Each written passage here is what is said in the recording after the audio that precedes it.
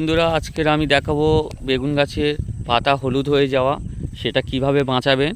আমার কিছু বেগুন গাছের পাতা হলুদ হয়ে গেছে, আর এই হলুদ একটা গাছ থেকে আর একটা গাছে হয়ে যাচ্ছে, আর এই হয়ে যাওয়ার জন্য গাছের ফলনও কমে গেছে। সেই জন্য আমি আজকে দেখাবো কি করে বেগুন গাছের পাতা হলুদ থেকে বাঁচাবেন। এই হলুদ ছিটে ছিটে হয়ে যাওয়া রোগ থেকে আপনি বাঁচাতে পারবেন। প্রথমে দেখবেন যে আপনার গাছগুলো এইভাবে ছোট ছোট হলুদ হলুদ দাগ দাগ এসে গেছে। আপনি ভেবে নেবেন যে এই গাছ একটাতে হয়েছে, মায়া করে মায়া বাড়াবেন না গাছের প্রতি, কারণ এই গাছ থেকে একটা থেকে আরেকটা গাছে চলে যাবে এই রোগটা। আপনারা প্রথমে দেখবেন যে গাছের পাতাগুলো উল্টে উল্টে পিছনে সাদামাছি লেগে আছে কিনা। যদি সাদামাছি লেগে থাকে তাহলে আপনাকে ওষুধ স্প্রে করতে হতে পারবে। এই দেখতে পাচ্ছেন, এই এই এগুলোকে স্প্রে করতে হবে, কারণ সাদামাছি যখন এই গাছে বসে রস খায়, ফের ভালো গাছে গিয়ে যখন রস খায় তখন সেই গাছে এই রোগটা চলে যায়। দেখুন, একটা গাছ পুরো হলুদ হয়ে গেছে।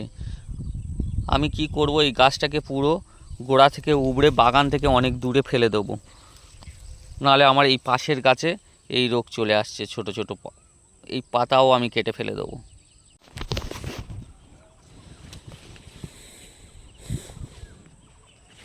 এইভাবে গাছগুলোকে কাটবো, কিচ্ছু করার নেই, গোড়া থেকে কেটে নেবো, নিয়ে ফেলে দেবো, এবং এগুলো বাগান থেকে অনেক দূরে নিয়ে গিয়ে ফেলে দিতে হবে।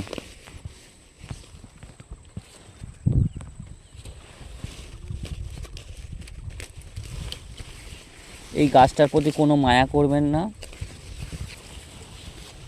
কারণ এই একটা গাছে থেকে আপনার সারা গাছে সারা বাগানে রোগটা চলে যাবে।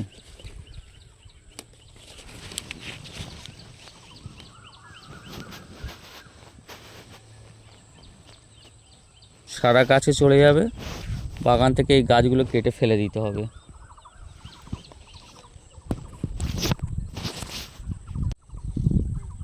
দেখছেন দাদাভাই, গাছগুলো কেমন সুন্দর হয়েছে, কত ভালো রং আছে। বেগুন গাছে যখন এরকম ভালো রং থাকবে বুঝতে পারবেন বেগুন গাছ খুবই সুস্থ আছে।